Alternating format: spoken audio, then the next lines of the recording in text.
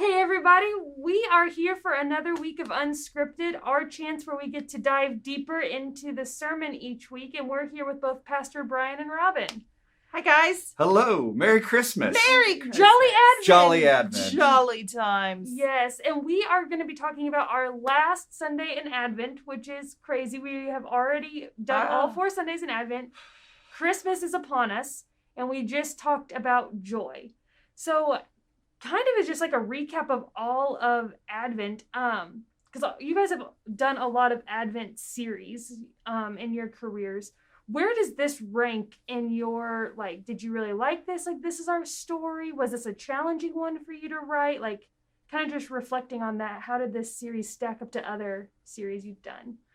I like it just because anytime we can focus on the themes of Advent, I think it's a good reminder of, what is it we're supposed to be reflecting on and thinking about during this time? Not just Christmas is coming in the hectic chaoticness of the season, but no, we need to think about what hope is and love and peace and joy.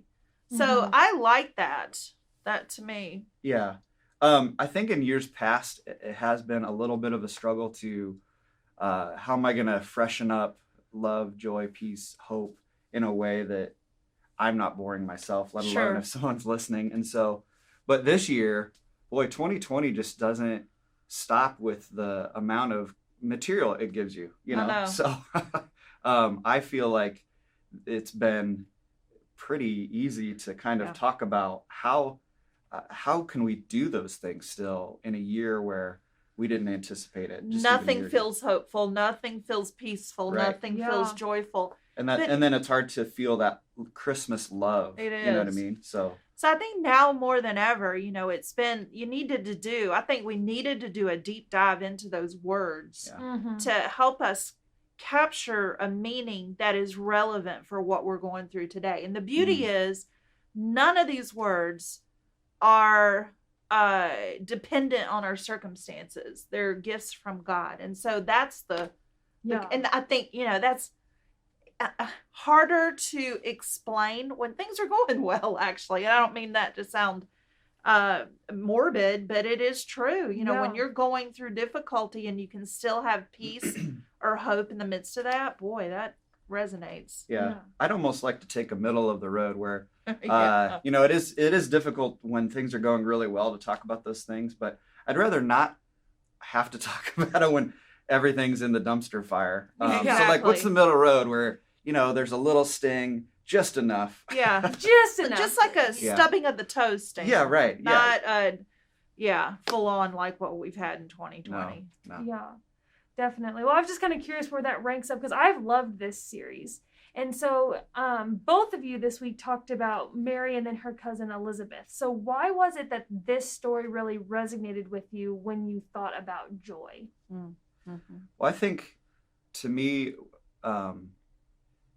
the fact that she has this song that she sings, and here would have been a young woman, scholars think 13-ish, 14, and she's engaged, she's not married, and that's something that's less and less taboo in our society, but back then, boy, they could have brought her up on charges in the village. They could have stoned her. They could have pulled out some Old Testament laws and said, you know what, Mary, you're a kind girl. We thought you had a bright future, but here's where it ends. And yet, so she sings instead. She has this response to this miracle that's this miracle that's growing inside of her, and it's however God did this, and her joy comes out, and her hope in who God is and what God's doing in Israel and through her and all that stuff. And so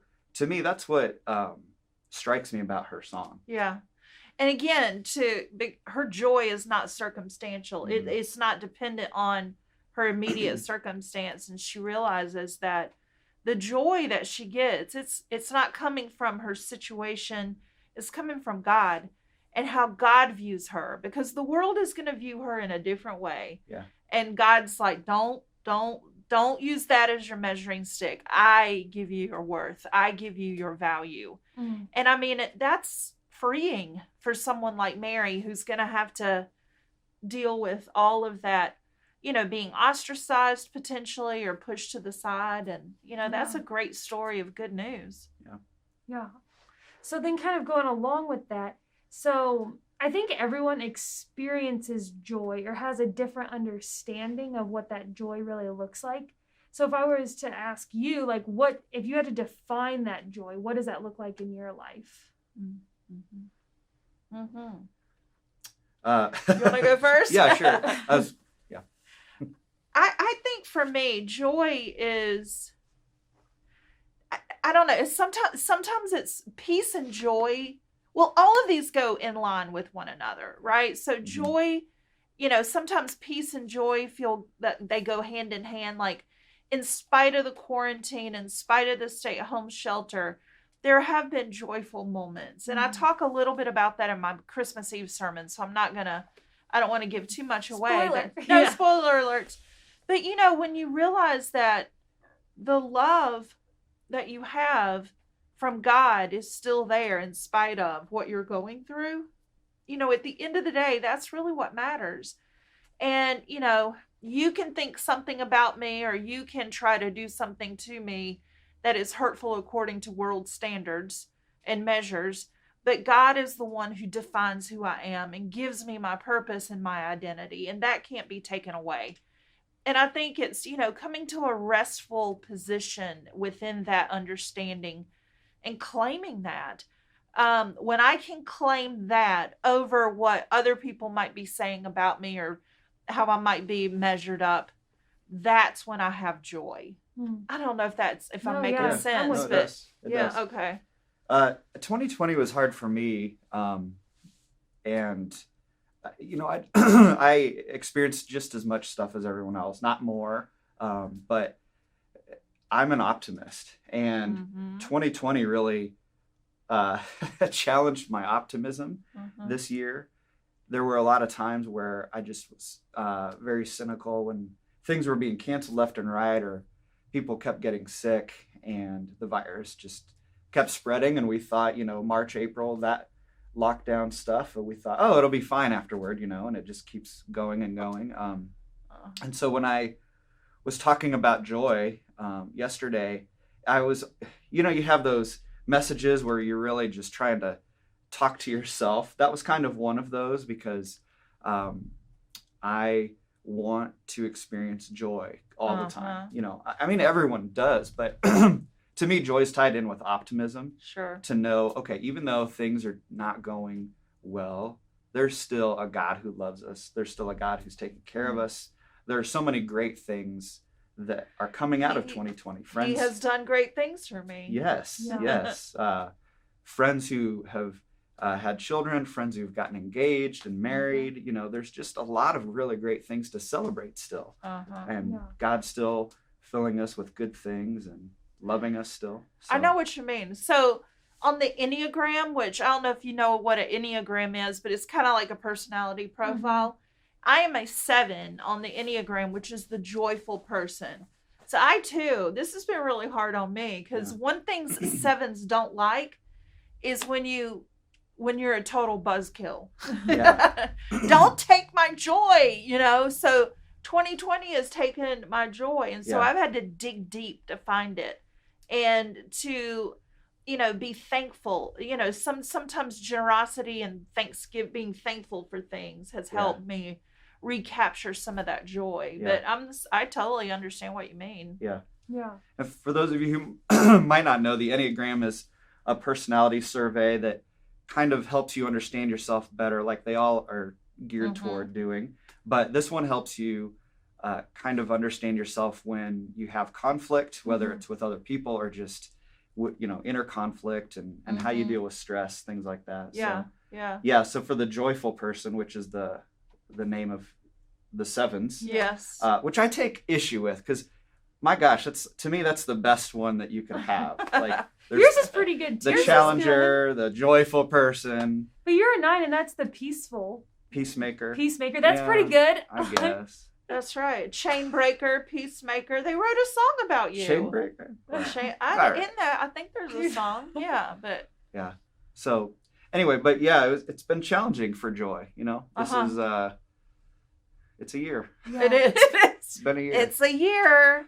Yeah. So I guess like you guys actually kind of led into something that I've kind of been wrestling with is like, I think for a lot of times, at least for me, I'll say me, I won't say a lot of people, I'll say me.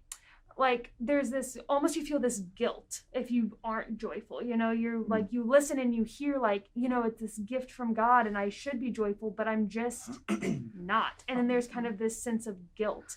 So what would you say to me, or if anyone else feels that way, like what would you say to me if there's somebody struggling with that guilt of, I want to be joyful, I realize it's a gift from God, but I'm just really having a hard time finding it right now. Okay. Well, pardon me. Oh, sorry. I actually struggle with that too. Like that resonates quite a bit with me. The optimist, I want to be joyful all the time, but I also don't want to be fake. We want people to be you want to be authentic and real. Yeah. I really think that in late spring, I went through kind of a mild depression where I just was really struggling, and coming out of that, kind of looking back, what really helped me was talking with people and just kind of sharing how frustrated I am and hearing their frustrations too, and not to be like, okay, well they're struggling, like, all right, okay, it's not just me, yeah. but a shared compassion, a shared carrying each other's loads, like it talks about in Galatians. That was really helpful for me. I think just when we put unnecessary guilt on ourselves, kind of like that, like I'm not joyful right now, why? I start to feel guilty. Man, that we don't need any of that, but it resonates with me for sure. Yeah, and I think sometimes especially when you're in the middle of all of this, I had someone tell me once, when the elephant is sitting on your foot, it's supposed to hurt, and don't deny the pain. You gotta lean into what you feel, and every emotion we have is a God-given emotion. I think God honors our emotions, and it's kind of to your point though, when it becomes unnecessary, that's when we've got to be, we need to be aware of what's going on, how we feel, why we feel what we feel. And if it's an unnecessary guilt, like we're putting a lot onto us, I think we need to ask ourselves why. I mean, guilt is a normal feeling. I don't think you try to avoid it, but lean into it and see what that's about. Just don't stay there. Just don't stay there. Yeah. Awesome. Yeah. Well, thank you guys for talking about this stuff. And we are only a couple days away from Christmas Eve. So on Thursday, we've got all of our Christmas Eve services. All of them. You'll be able to see them on Facebook. You'll be able to see them on live stream. We'll have them up on YouTube. So no matter how you want to worship, we just ask that you find time with yourselves and your family to sit down and enjoy worship together. Absolutely. And if you're looking for a fun thing to watch, go check out our variety show if you haven't seen it yet. It's in the vein of those variety shows that Dolly Parton would put on, and Casey Musgraves, and did I say her name right? Okay. Yeah. You did it. Okay, cool. And other people, throughout Yeah. history of television, the Christmas specials. It's so great. It is. It was a lot of fun to do, and yeah. Some lighthearted moments. Yeah. Yes. Well, Merry Christmas, everyone. Merry Jolly Christmas. Advent, and Merry we will see Christmas. you all, guys. We'll see you all soon. Bye. Bye.